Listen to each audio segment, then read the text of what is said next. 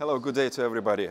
It is my great pleasure to introduce to you a visitor to the European Parliament, my great friend Kira Rudyk, who is a deputy from Верховна Rada of Ukraine.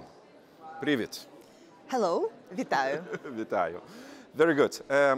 Kira, today is a special day. Today is a day of ZSU. So what should we say to all officers, soldiers and volunteers of ZSU? We are so grateful and so proud of you. All our prayers are going for your health and for your victory, for our victory. And wherever I go, I say that all the people that are fighting at the front, they are fighting not only for Ukraine. They are fighting for the future and freedom of the whole Europe.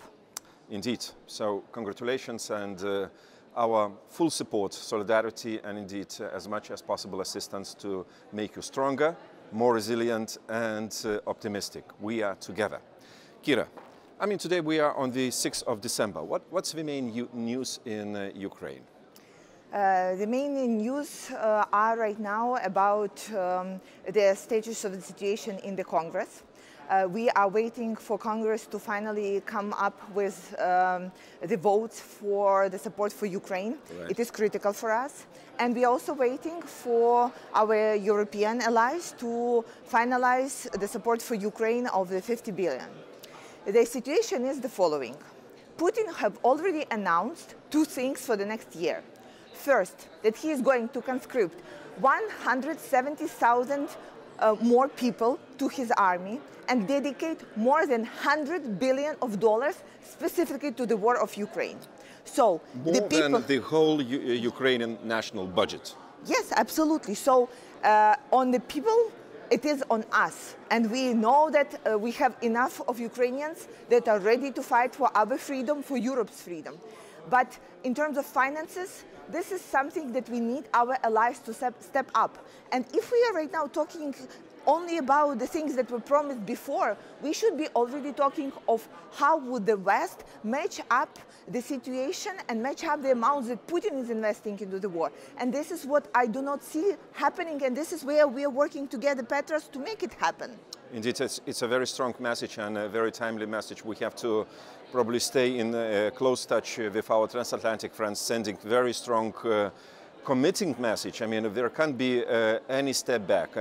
It's about Ukraine's future. It's about Europeans' stability. So that's why it matters. It's important and must be timely made. Kira, what are the expectations on the European Council? I mean, in midst of December, what are the news? Maybe you're given some special, any news from Brussels, or you expect, I mean, a full approval of the start of negotiations, which I support 100%.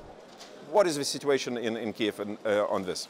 Well, on one hand, in publicity, there is like this strong feeling that there would be good news. And we really, from all our hearts, hope and work for there would be good news. However, the news that we are seeing and hearing from countries like Hungary make us worry because, of course, we need to use the time that is between right now and December 14th wisely and make sure that there would be like no obstacles, or if there are obstacles, that they are removed. So again, from our side, from the political, diplomatical side, we are doing everything possible and impossible. There has not been a thing that our European allies told us to do from the parliamentary side, and we have not done. We have delivered on every single point, and we are going to deliver this week and the week after when we have sittings, so to have like the red line under all the requirements. The question is, would there be a political unity amongst the European country leaders to say yes to Ukraine at the end of this year?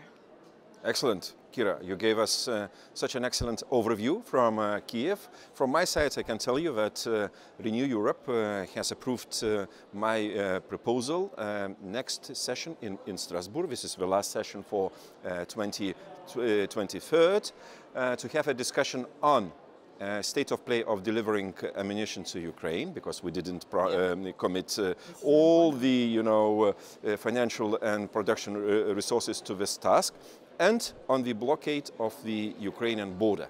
This is a bit scandalous, blame on us, definitely, but looking forward, Kira, to have a great discussion next week in Strasbourg, moving forward Ukrainian agenda as much as possible. That was the short, but I hope interesting conversation from Brussels, from the European Parliament, with Kira Rudyk. Petros, there is one thing I want to do on behalf of Ukrainian people. Yes, I want to hug you for everything that you have done for us. Thank you so much. This is from you.